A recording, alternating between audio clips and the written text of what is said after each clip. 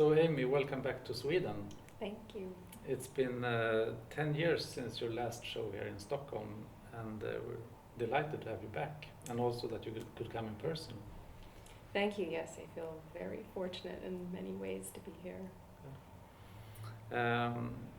Since your last show, a lot of things have happened in the world, but also in your private world. How do you think you have changed as an artist since we last saw you? I don't know if as an artist I've changed all that much, but my life has changed substantially, and along with it, kind of the themes that I've been exploring through my work. Since my last show here, I've had a family, I've left the city, and the events of the past year certainly have been very unique, both politically and with the virus impacting the entire world. So I think a lot of those themes have impacted the work, for sure.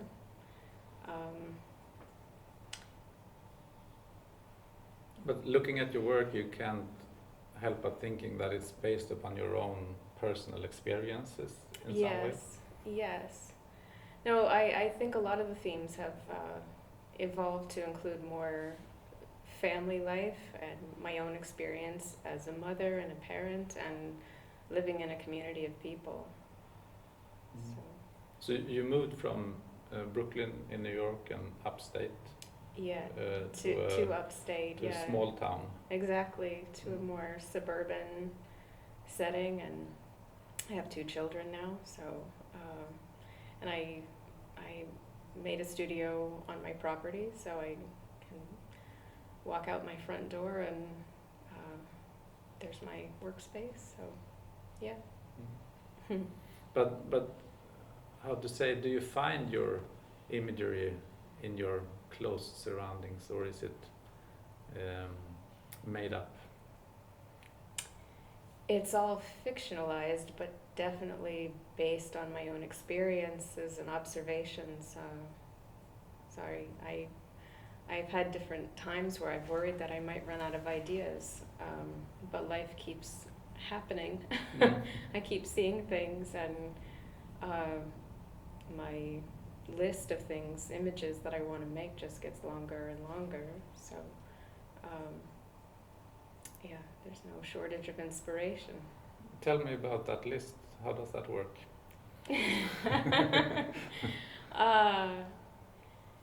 Sometimes I jot down ideas, and sometimes I'll have several ideas in one day, and then it can be, weeks can go by where I'm not feeling inspired by things. But if I'm paying attention and kind of in the right space, then so many things I'm seeing just feel like a painting waiting to be made. But could that be something you read in a newspaper, or as well as like a person you meet, or is that something you hear about? Yeah, less from a newspaper, but usually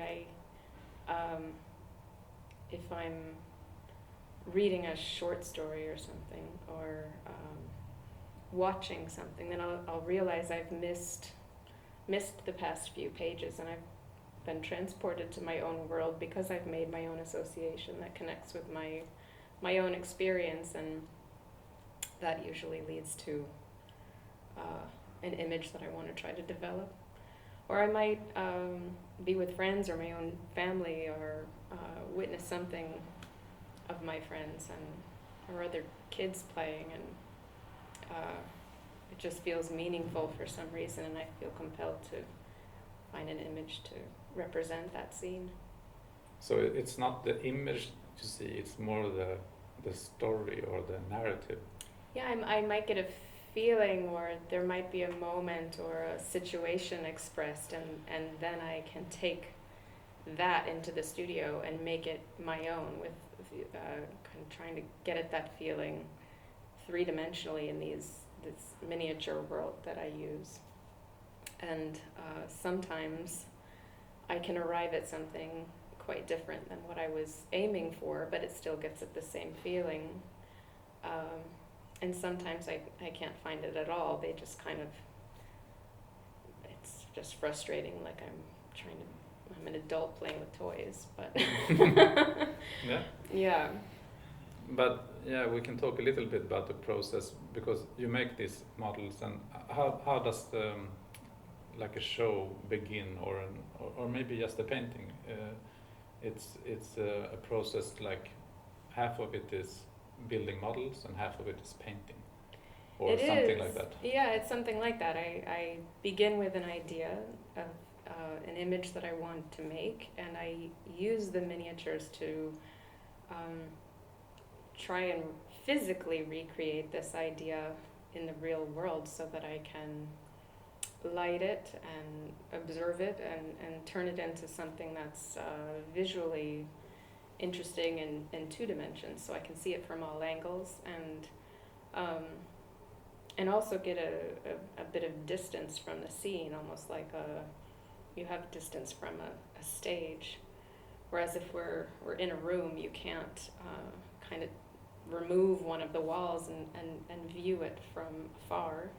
You're really in the space. But I like the idea of being like an omniscient narrator, where you know everything that's going to happen, and I think that by taking away one of the walls, or looking down through a ceiling and getting that distant view, it has almost a cooling effect on maybe a dramatic scene. You know, it gives you this sense that this story has been told before, or that it's not so, maybe it's not as important as you might think. I don't know. I mean, a lot of time when people see your work for the first time, they relate to photography. Right. I don't know how you feel about that. You use photography in some part of the process, but never in the kind of painting process. No, I use it to kind of document my play, so that as I'm developing a model, I can see different vantage points and different lighting, and determine which angle and composition is most successful, and then figure out what size panel I want to make, because I try and keep the figures at a consistent scale. And then I set it up 3-dimensionally, because I just enjoy that process of translating 3D to 2D so much more than a direct 2D to 2D, which feels just very flat. But sometimes I use the photo also as additional reference if it's lighting circumstances that I can't paint in, you know, for a night scene or something like that. But a lot of these things are so small that it can be night in my model and have lots of light on my panel. Yeah. So the show that you're showing here in Stockholm is called Land of Plenty. Yes. And it sounds a bit ironic. Yes. And do you want to talk about the title, how you came up with that? Yeah. It felt like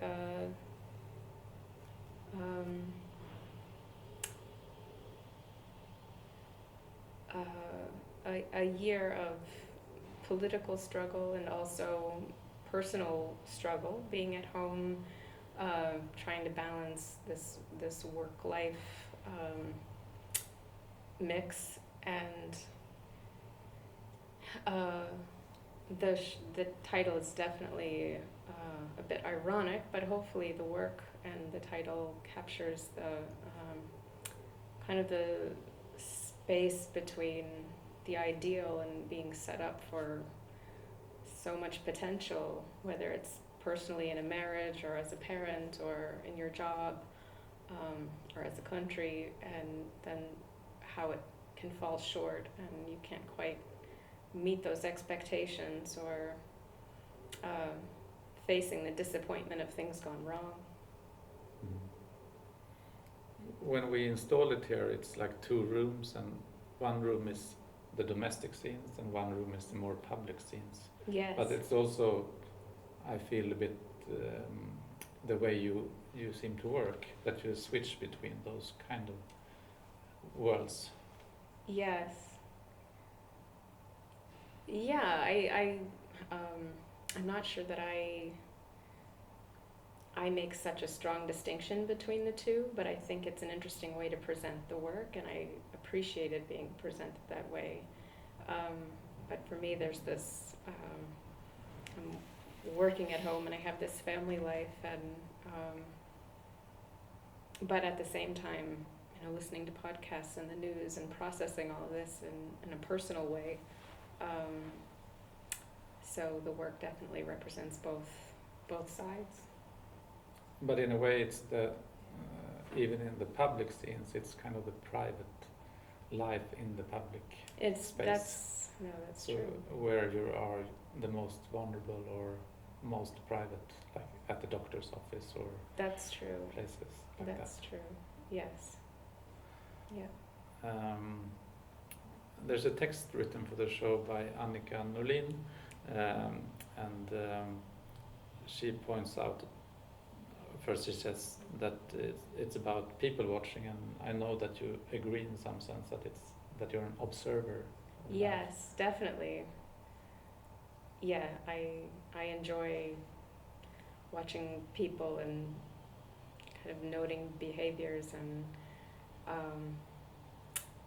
feel like I've kind of honed in on this tiny scale so that I can.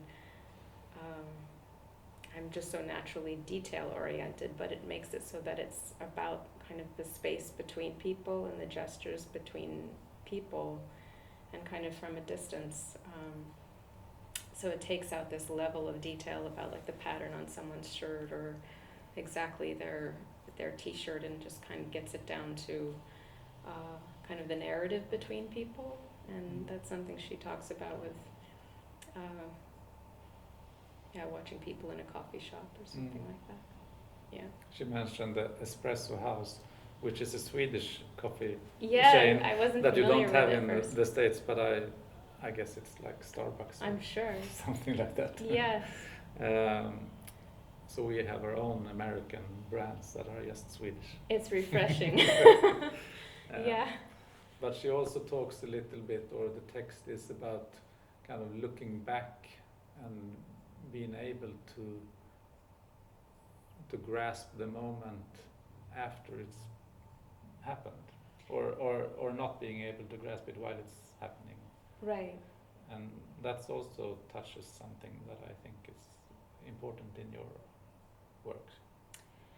Yes, and specifically for this year also, she references one of my paintings, Motherhood, sometimes in her text, of having that feeling of the joyful exhaustion of parenthood, which I identify with, but also this year I feel like has had sort of a numbing effect, and I've felt a bit like I'm missing out on some of the joys of parenthood this year, because it has been so relentless and without any natural breaks, really. So I think some of the work is about feeling overwhelmed and having life go on around you, but feeling a little bit like it's passing by, especially with the children. Mm. Yeah.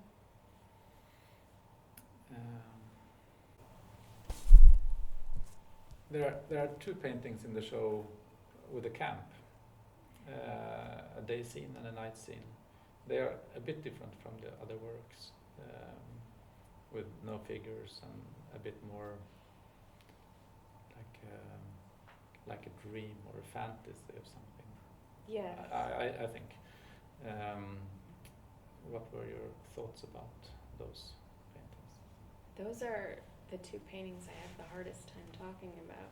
Okay. Because they are more of a dream or a fantasy. I had been reading a friend's book on immigration, and that had also gone on a family camping trip that I really wanted to enjoy, but I just couldn't sleep or or enjoy.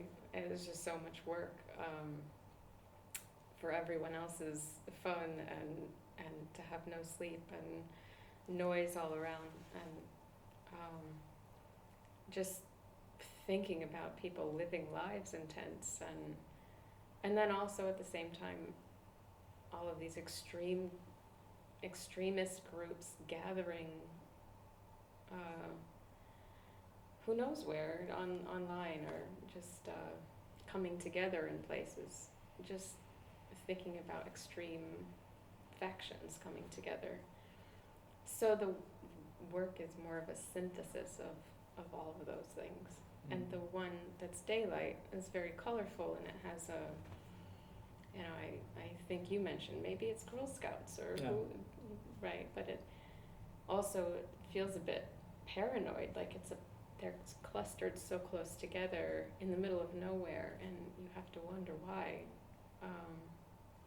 So it's more of just a metaphorical representation, I guess, of everything I was processing.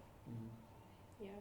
Yeah, but it really works both ways. It's both something quite sweet and yes, like a positive dream of a yes, experience, no, yeah. but it also brings to mind a lot of more disturbing issues. Yes, I think the night one could be seen more as a more of a threatening group, and then the day, which is the same exact scene, just lit differently,